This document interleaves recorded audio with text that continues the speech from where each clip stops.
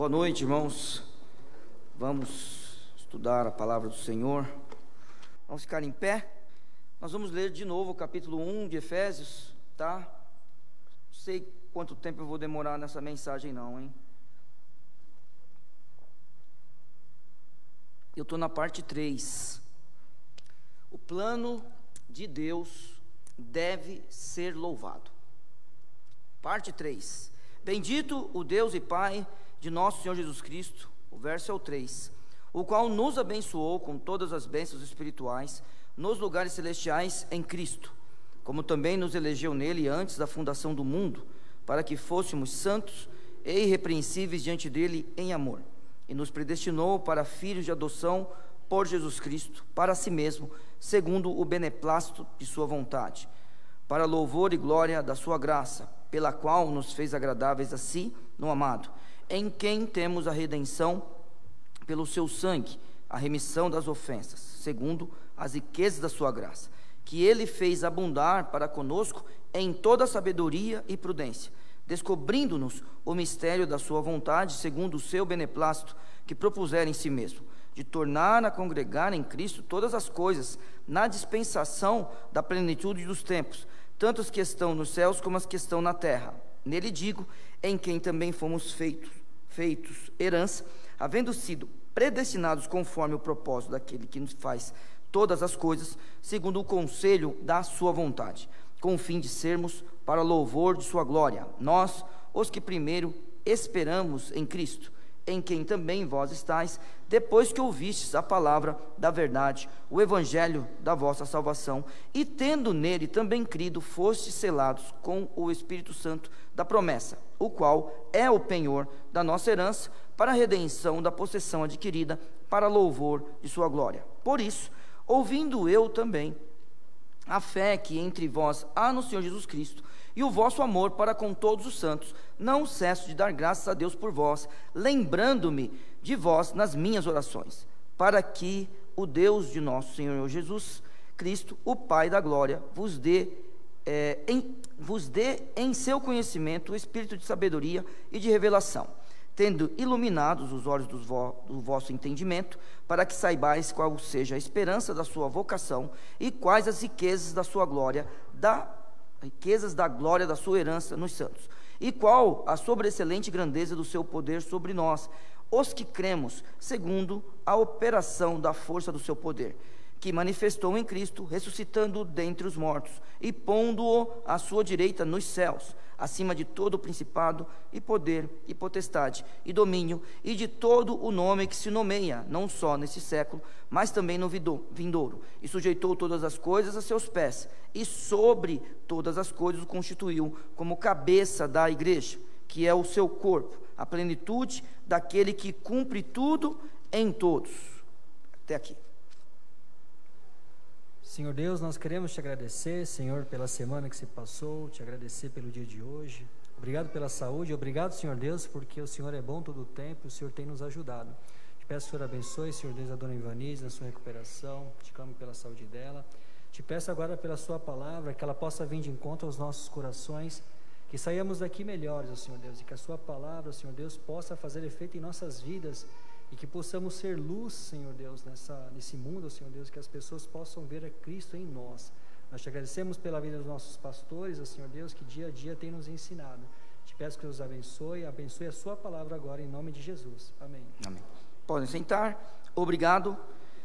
Versos 7 e 8. Em quem temos a redenção pelo seu sangue, a remissão das ofensas segundo as riquezas da sua graça, que ele fez abundar para conosco em toda a sabedoria e prudência. Vamos lembrar que a dinâmica do texto, já falei isso para os irmãos, é que o foco começa no Pai, depois existe uma pequena transição no verso 6, vai para o Filho, que é onde nós estamos, depois vai voltar para o Pai de novo, vai haver uma volta para o Filho, e eu vou terminar essa série de mensagens, eu acho que eu vou ter que pregar de 2 em 2 versículos mesmo, no verso 14, onde nós estaremos com foco no Santo Espírito.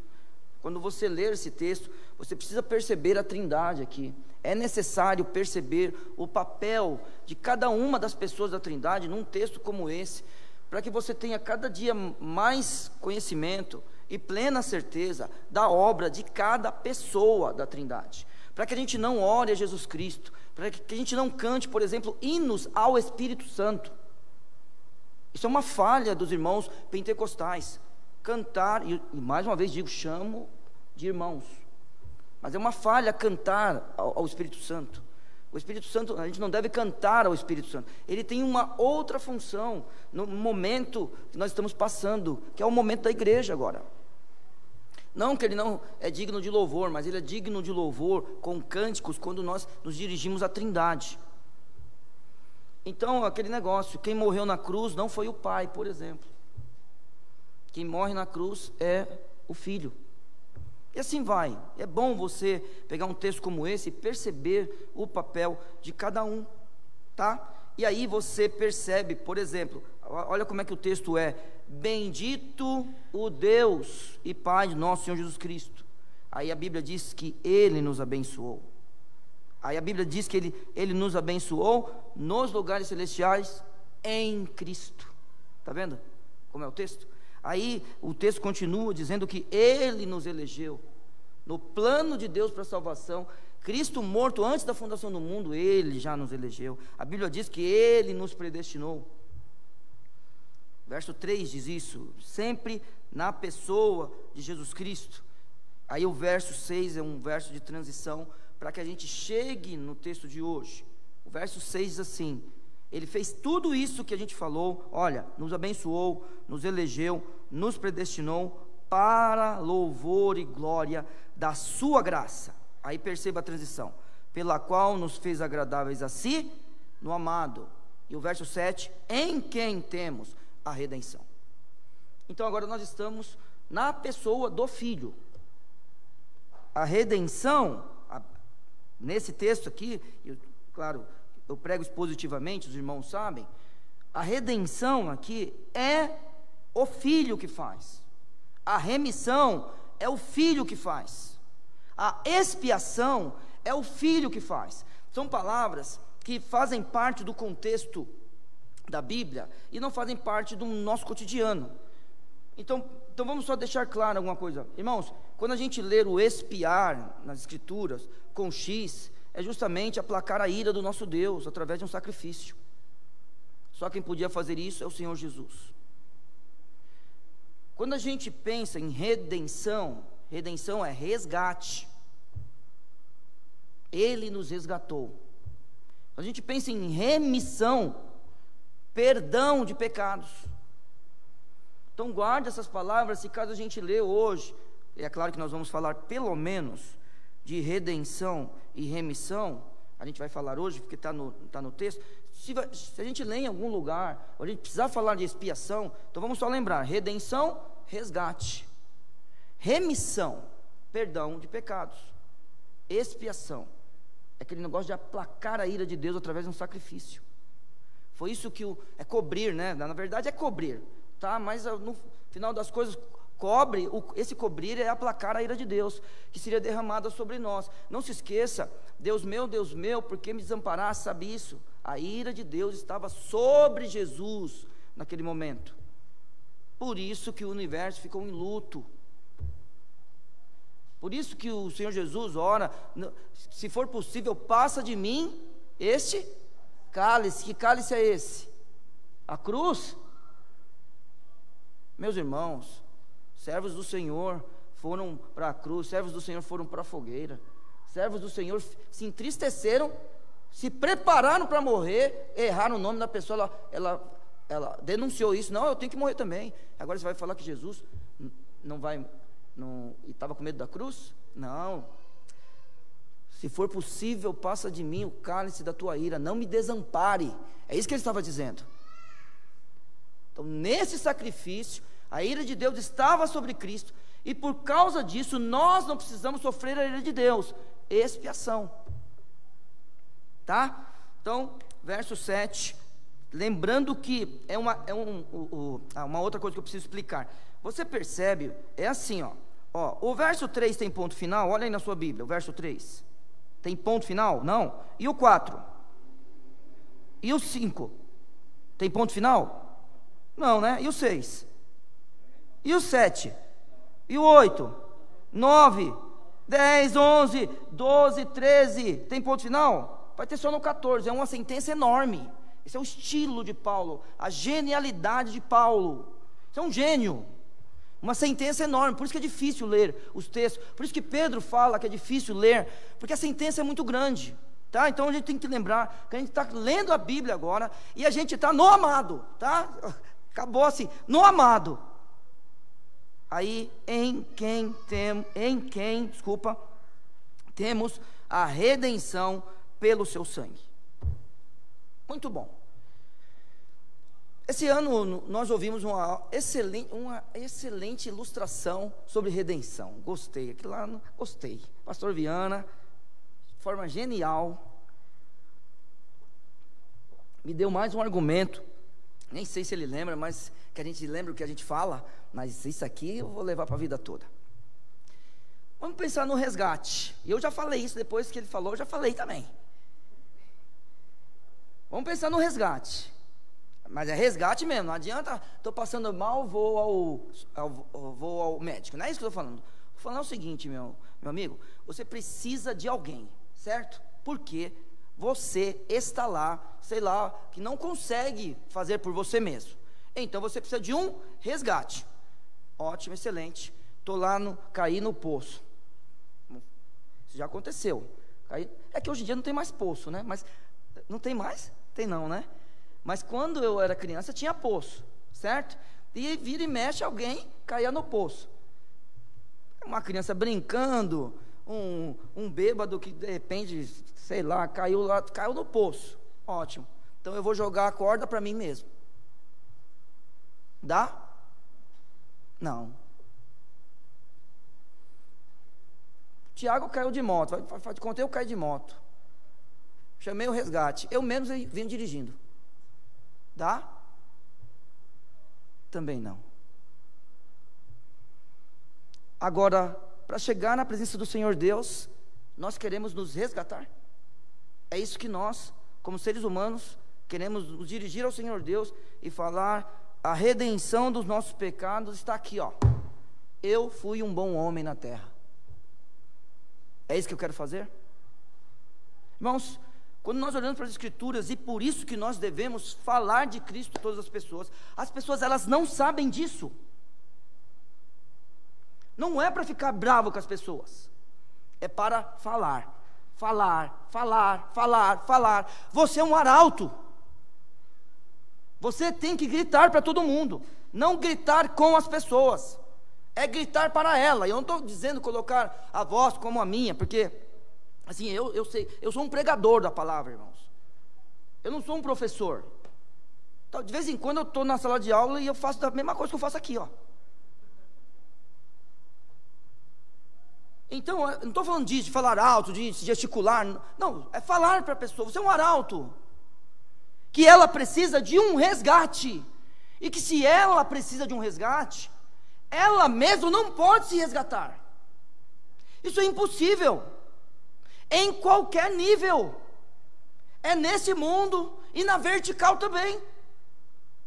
Só que o Senhor Deus, Ele tem um plano, Ele executa seu plano, e nós já fazemos parte do grupo de humanos que sabe do plano de Deus consumado. Esse é o nosso papel. Nós não estamos na antiga aliança, em que nós olhávamos e esperávamos pelo Messias, nem percebendo quem ele era. Veio para o que era seu, e os seus não receberam. Existiam pessoas esperando por Cristo, e não perceberam que era o Messias. Nós não fazemos parte desse grupo. Nós fazemos parte daquele grupo que já é um grupo adotado para ser o povo de Deus em Abraão. Por quê? Porque nós precisamos de fé, nós somos o povo da fé. Digo mais uma vez, nós somos o povo da esperança. E onde nós aprendemos a ser esse povo? Com Cristo. Ele nos resgatou.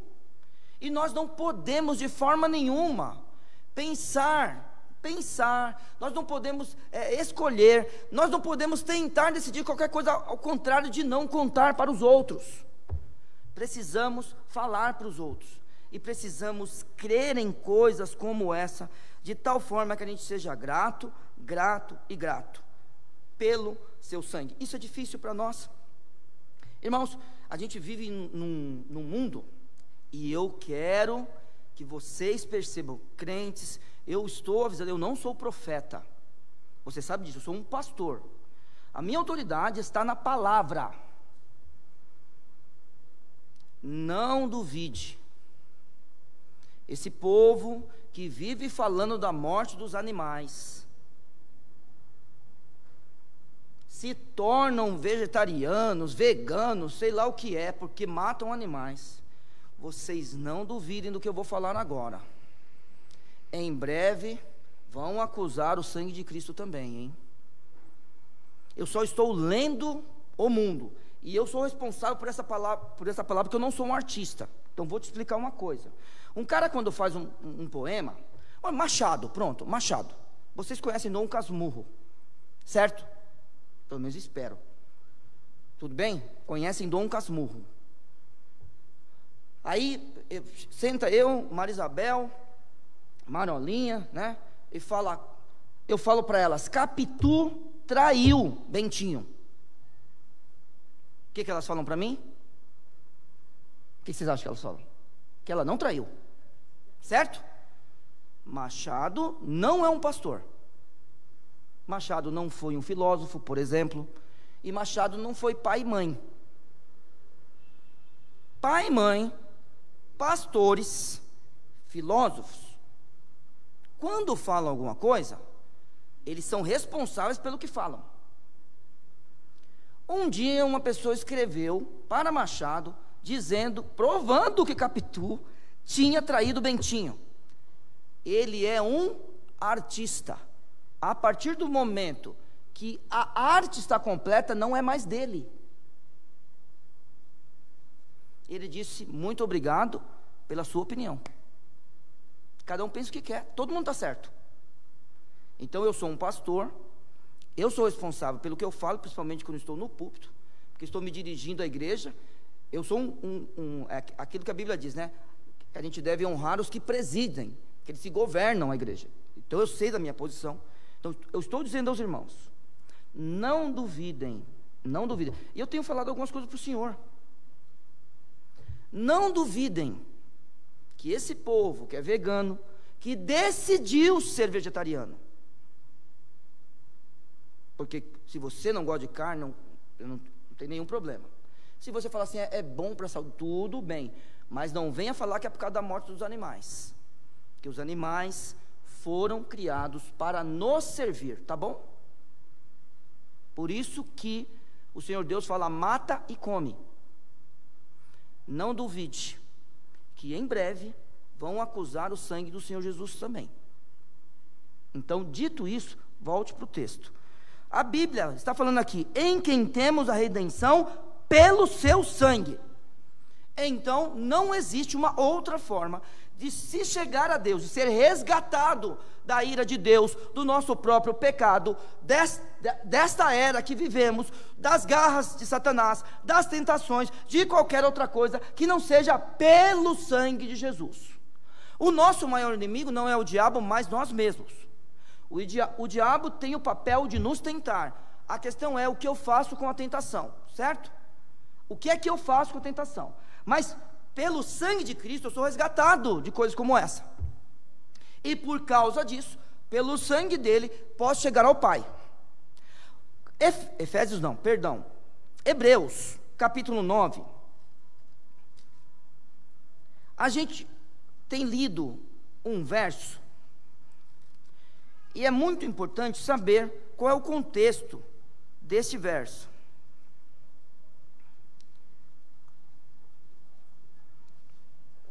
O verso 22 diz assim: e quase todas as coisas, segundo a lei, se purificam com sangue, e sem derramamento de sangue não há remissão.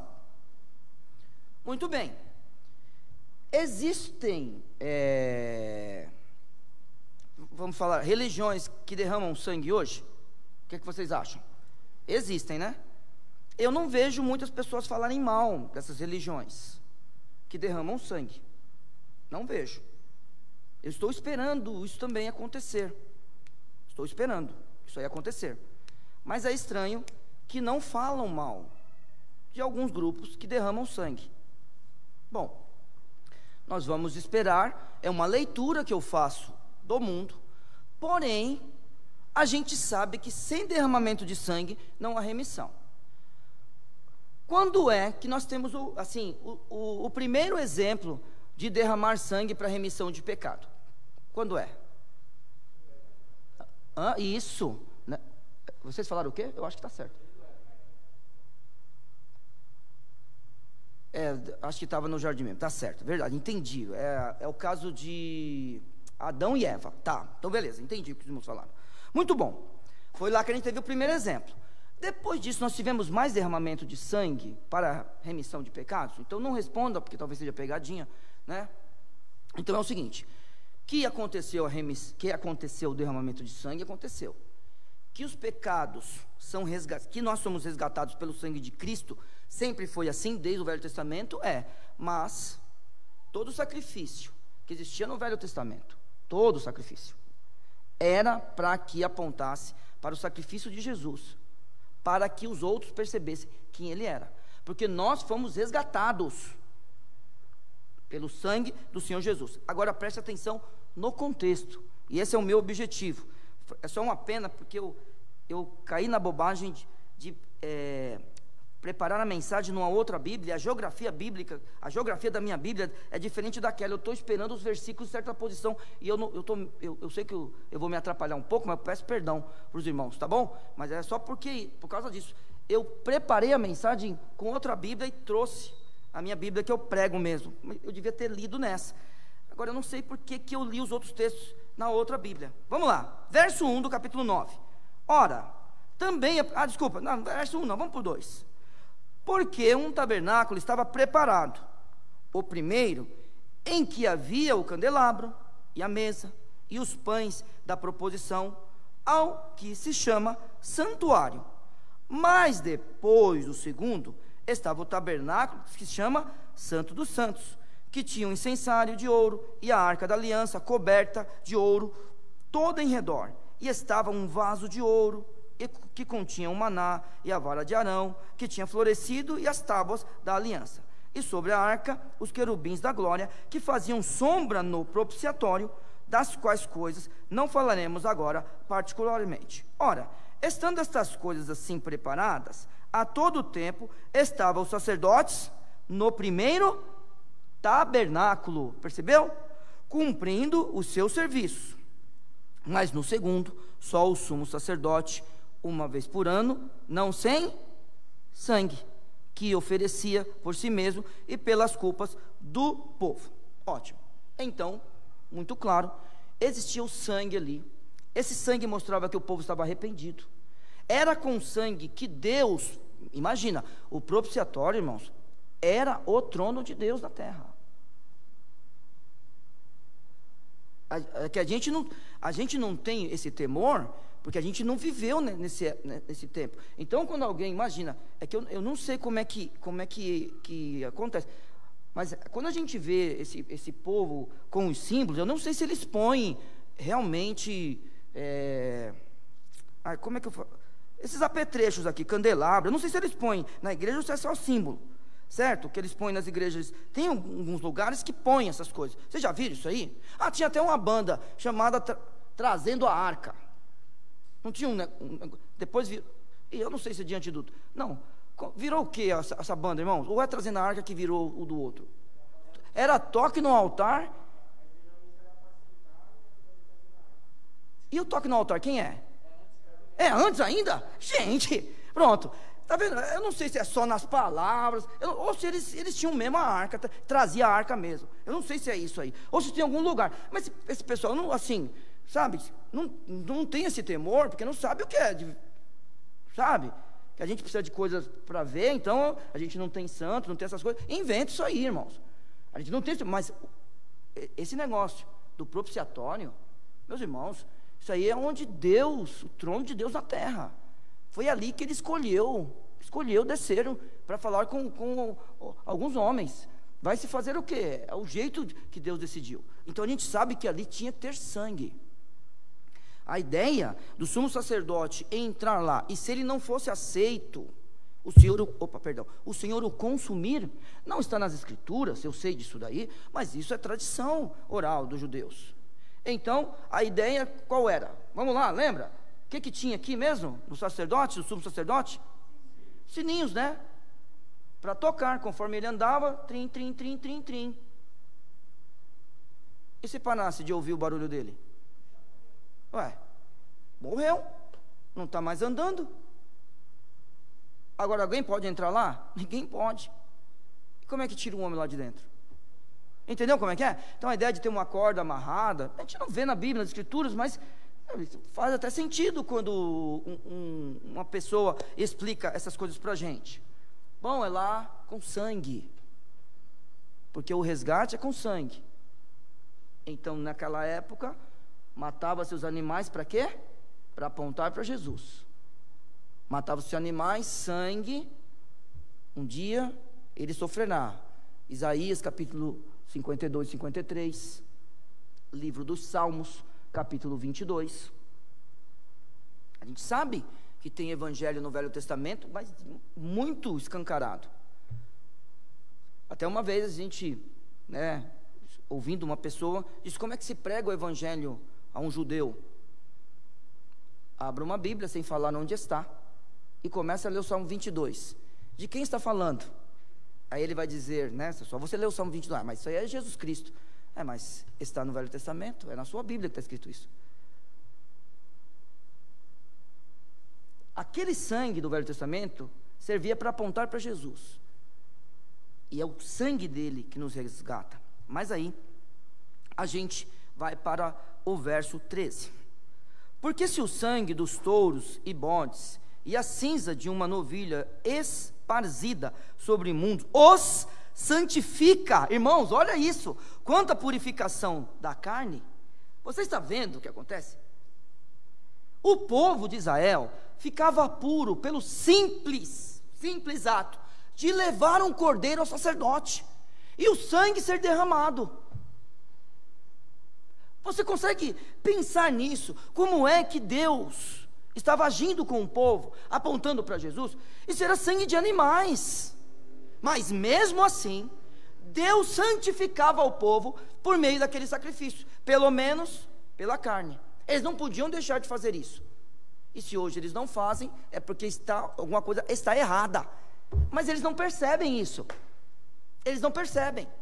E aí, com esse texto aqui, tem uma coisa que eu tenho dito muito aos irmãos, sobre o sacrifício do Senhor Jesus. O sacrifício de Cristo que nos resgatou, vamos lá, ele é o que, irmãos? Ele é único, ele é suficiente, e ele é, não, ele é agradável, está certo, quem falou agradável está certo, mas ele é único, ele é eterno, e ele é suficiente. Esse é o sacrifício do Senhor Jesus. Preste atenção nas palavras do autor de Hebreus, verso 14.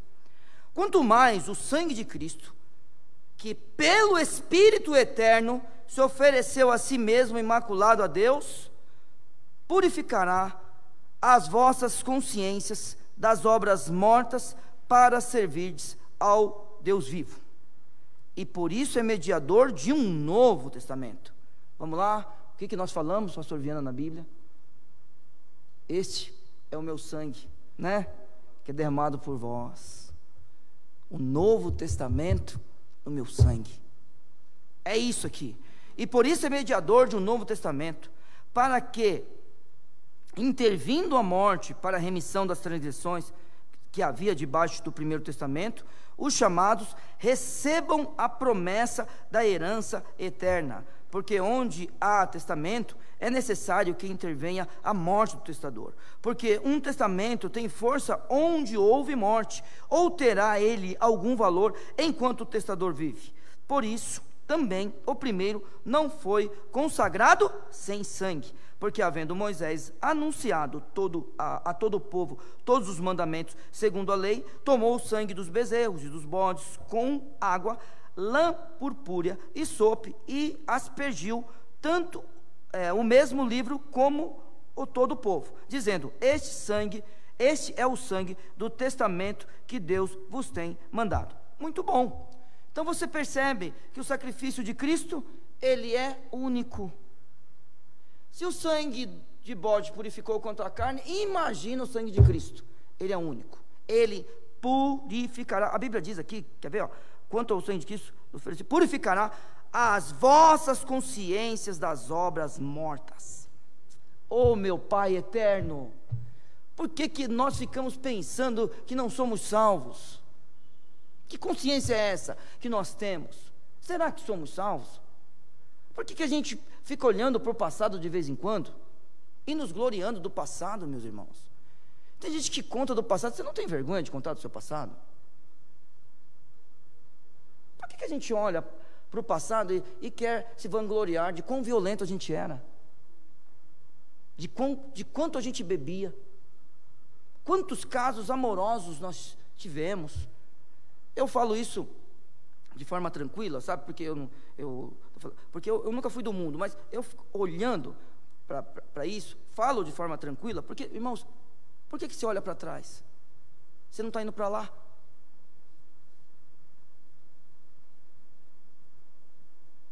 Por que olhar para trás? E se for lá, mais uma vez, falei essa semana, o que a gente vai encontrar? Sangue, isso mesmo, Deus te abençoe. Se você for lá, sabe o que você vai encontrar? Sangue, porque Ele nos purifica da consciência. Isso é Cristo.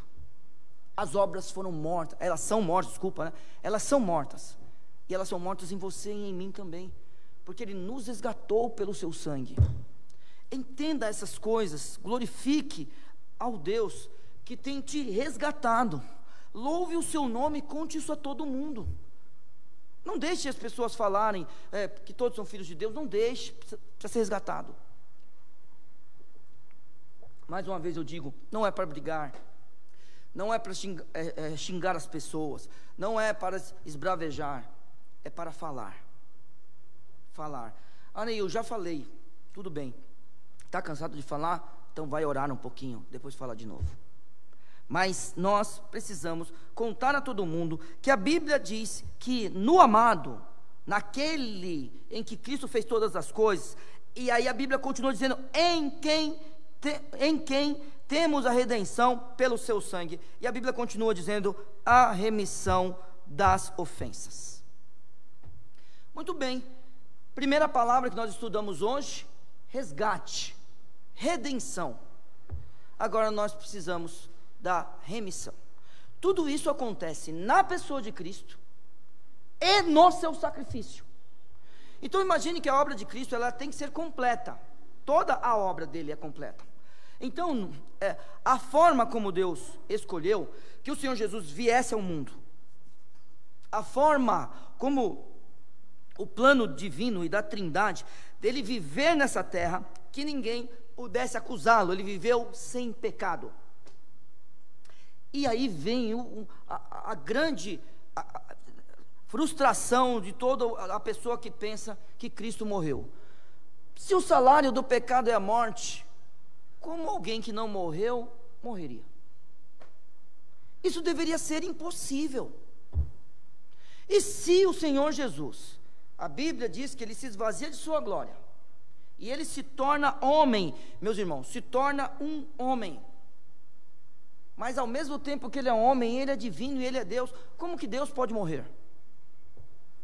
Então, se o salário do pecado é a morte, e se o Senhor Jesus, sendo Deus, não pode morrer, se Ele não pecou, e Ele é Deus e não pode morrer, como então Ele consegue expirar na cruz?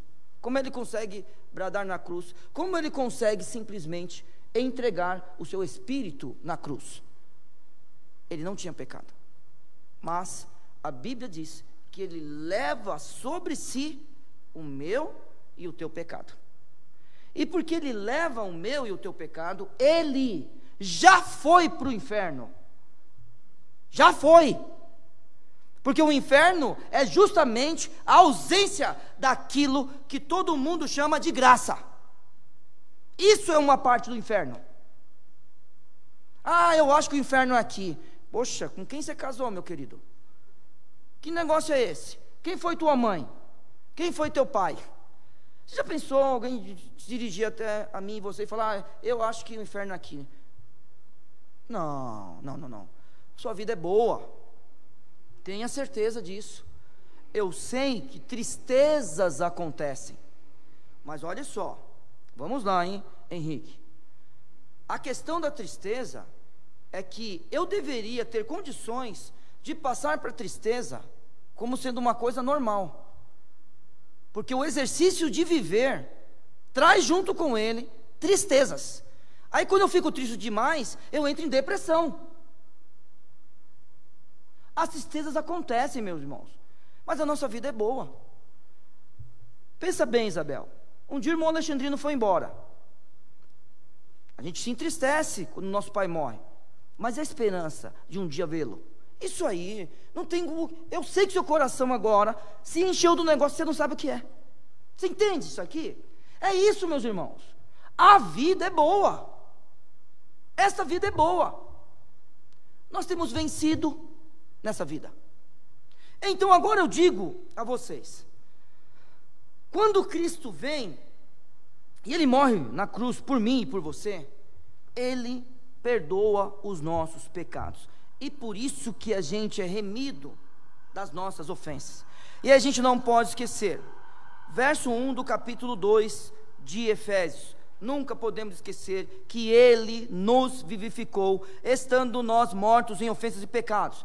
Lendo o texto do jeito que o apóstolo escreveu, Efésios capítulo 2, versos de 1 a 3, e vos vivificou, estando vós mortos em ofensas e pecados, em que no outro tempo andaste segundo o curso desse mundo, segundo o príncipe das potestades do ar, e do espírito que agora opera nos filhos da desobediência, entre os quais todos nós também andávamos nos desejos da nossa carne, fazendo a vontade da carne e dos pensamentos, e éramos por natureza filhos da ira, como os outros também. Meus irmãos, a Bíblia está falando para nós que pelo seu sangue Ele perdoou os nossos pecados. Nós temos a remissão dos nossos pecados. Vamos continuar no texto de Efésios. É profundo o texto. Quando a gente lê sobre remissão de pecados, do verso 7 do capítulo 1, e a gente começa a caminhar no texto de Efésios. Estamos no capítulo 2, lemos de 1 a 3, agora preste atenção, verso 11 do capítulo 2, portanto, lembrai-vos de que vós, noutro tempo, ereis gentios na carne, e chamados circuncisão pelos que na carne se chamam circuncisão, feita pela mão dos homens, que naquele tempo estavais sem Cristo, separados da comunidade de Israel, e estranhos às alianças da promessa, não tendo esperança e sem Deus.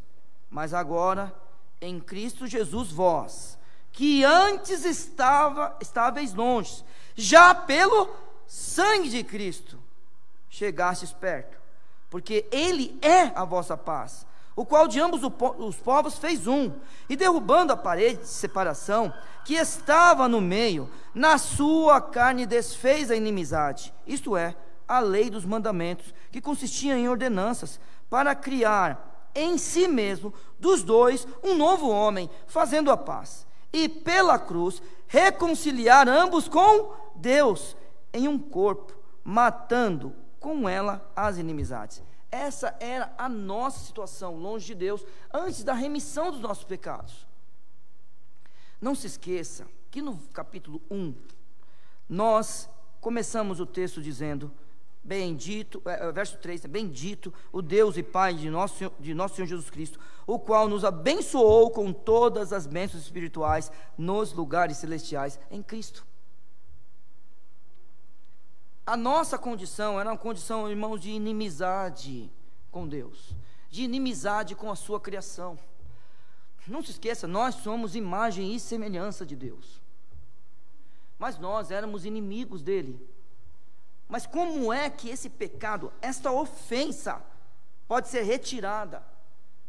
E aí, isso que nos separa pode realmente ser retirado, a gente pode chegar a Deus, porque Cristo, Ele perdoou os nossos pecados. Nós temos os pecados perdoados, tudo isso pelo sangue do nosso Senhor Jesus Cristo. Verso 7, voltando para o verso 7, em quem temos a redenção pelo seu sangue, a remissão das ofensas, segundo as riquezas da sua graça. Aí eu quero que você preste atenção nessa ligação entre os versos 7 e 8. O verso 7, ele termina falando sobre uma coisa muito comum de se falar: graça. Graça é aquilo que a gente não merece. Isso é graça. Deus, Ele te dá aquilo que você não merece. Isso é graça. Então, somos inimigos de Deus, mas Ele vem com sua graça e nos abençoa. Merecemos o inferno, merecemos o desprezo de Deus, somos pecadores, ofendemos a Deus, somos inimigos dele, fomos tirados do nosso lugar, fomos destituídos da glória de Deus, fomos demitidos. Ele nos tirou dali. Ele não pôs ninguém no nosso lugar. Por quê? Porque Ele tinha um plano para nós.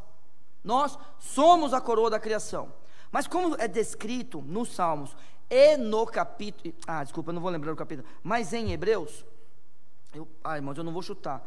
Eu vou lá. Será que é o 10, pastor Viano? Deixa eu ver, rapidinho. Mas é Hebreus. Só quem está naquelas condições é o Senhor Jesus. Tá, não é o 10, não é. Agora eu não vou lembrar, tá? Mas depois você, quando for ler, você vai perceber. Não, peraí.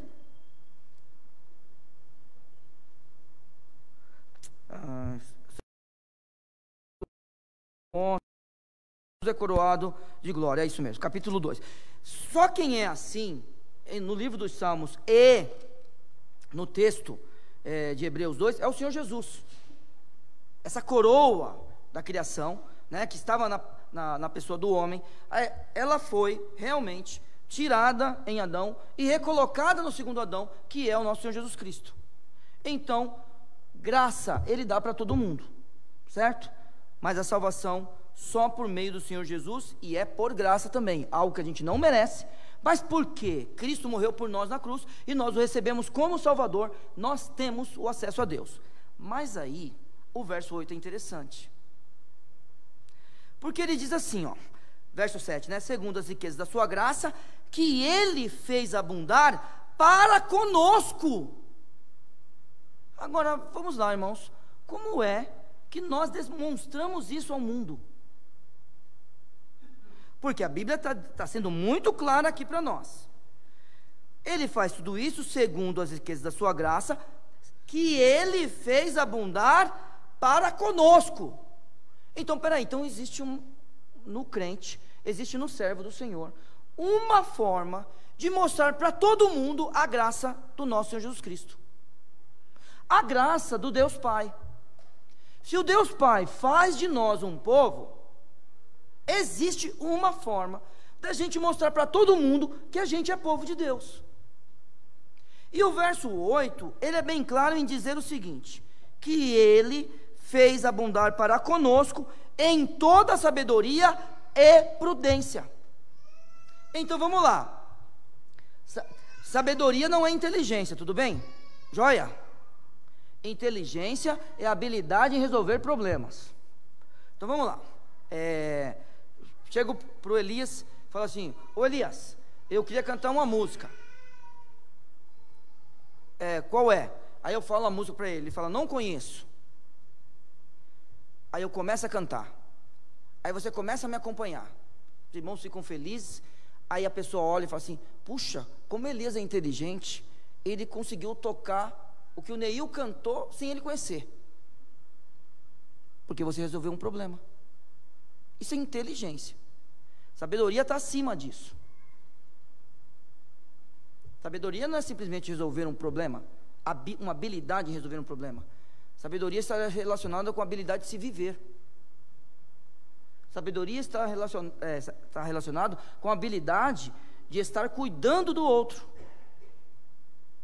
viver em sociedade, viver em grupo, saber da necessidade do outro, saber aconselhar.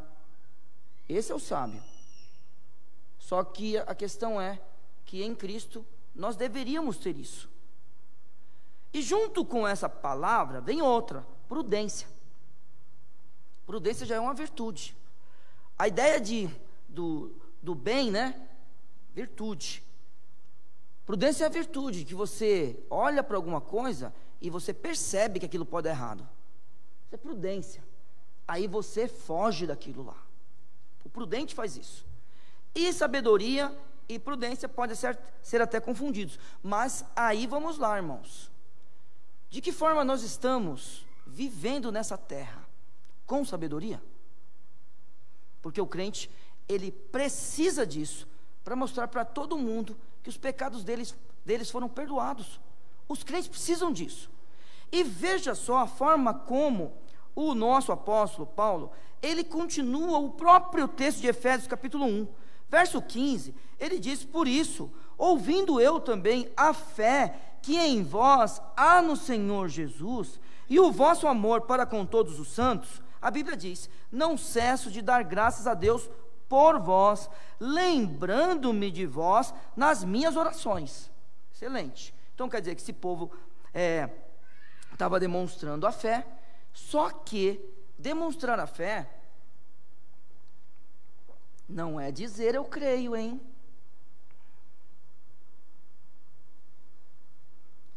Do mesmo jeito que falar eu te amo não vale nada,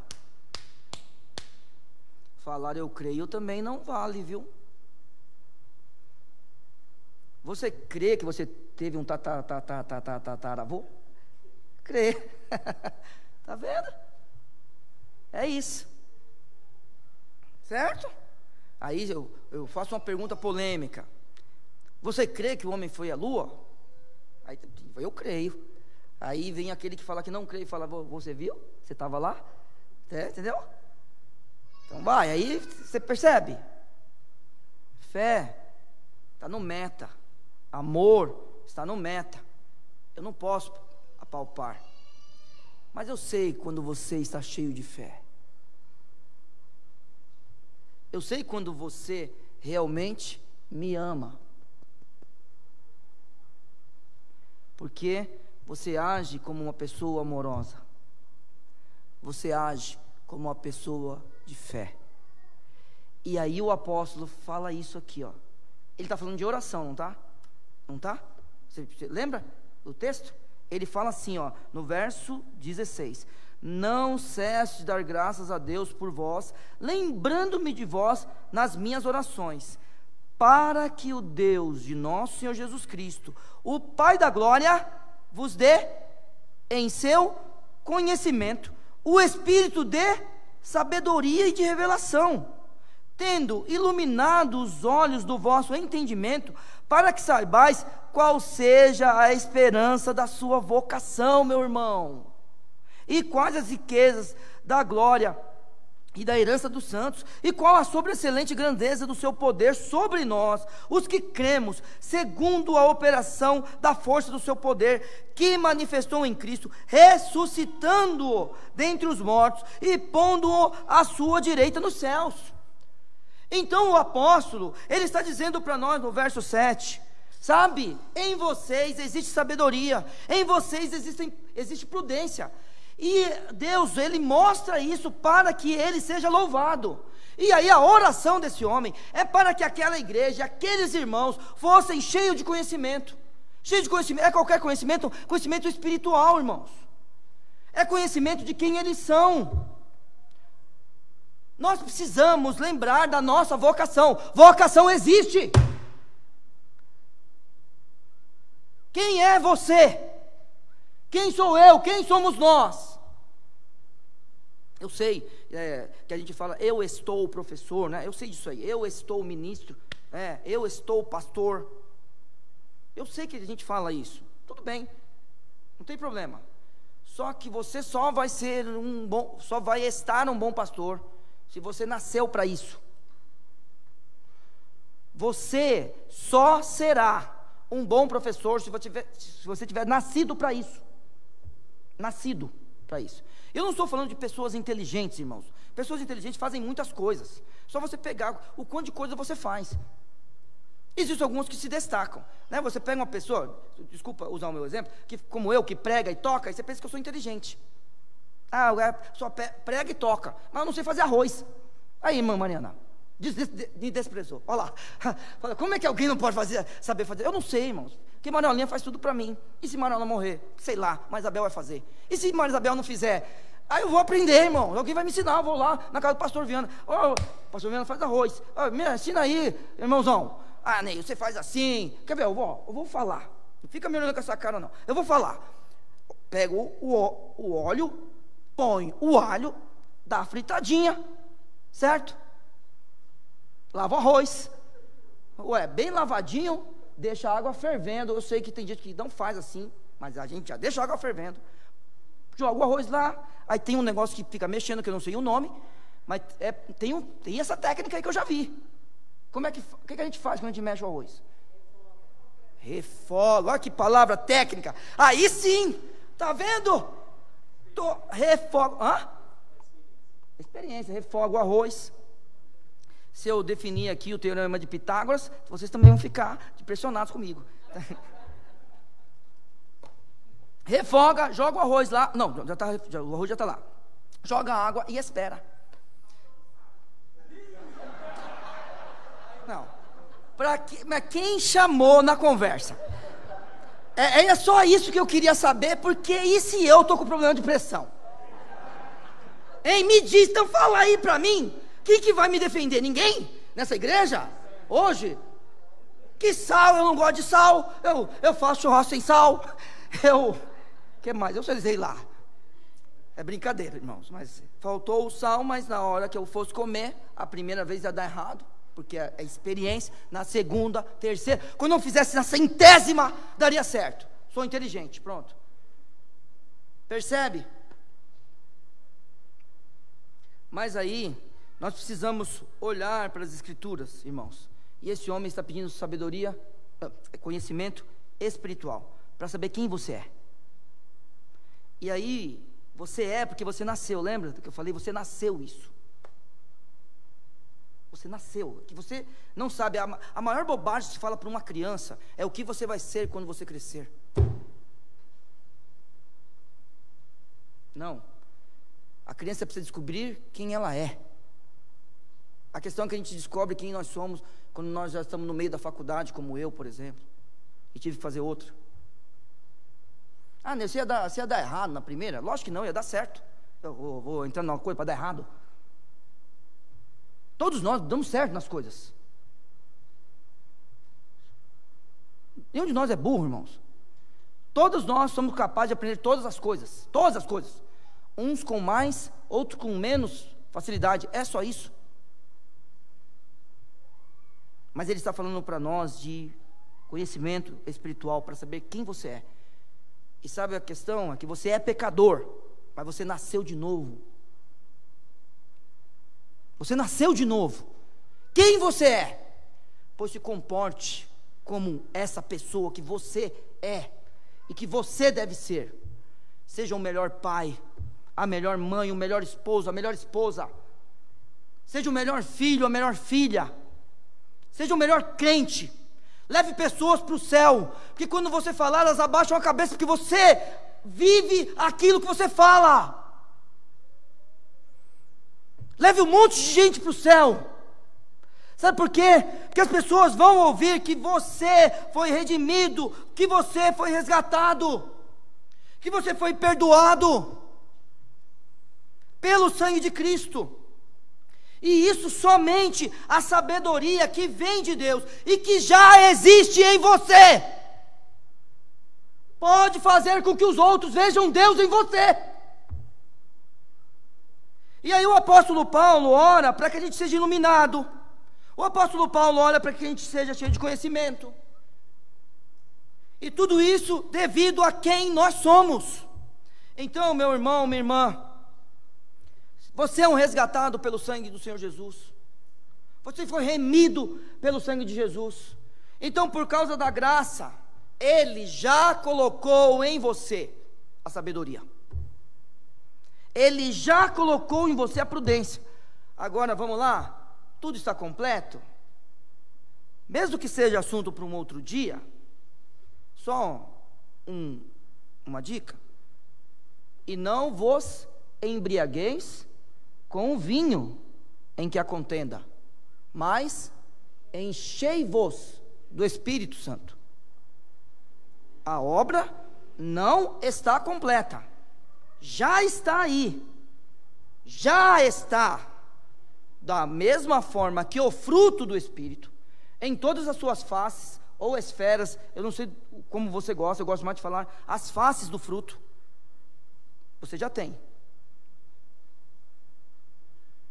Eu já tenho. Já está conosco. Está completo? Irmãos, é uma coisa óbvia que não. E quero te falar, no céu, eu sou um daqueles homens que vou viver no céu o primeiro dia e no outro dia vou aprender ainda mais. E no outro, mais. E mais, e mais, e mais. Ô Neil, mas lá não vai ter pecado. Isso, não vai ter pecado. Mas nunca Deus prometeu que a gente ia saber tudo no céu. Se Ele é infindável, se os seus pensamentos são infindáveis, se a gente não consegue chegar perto dEle, amanhã vai ter mais, tá? Só que eu creio que a obra de Cristo já está completa, porque Ele já nos abençoou nos lugares celestiais. Ah, como é isso, Neil? A eternidade é uma linha contínua, meu irmão. E a sabedoria de já até a eternidade vai ter que ser exercitada.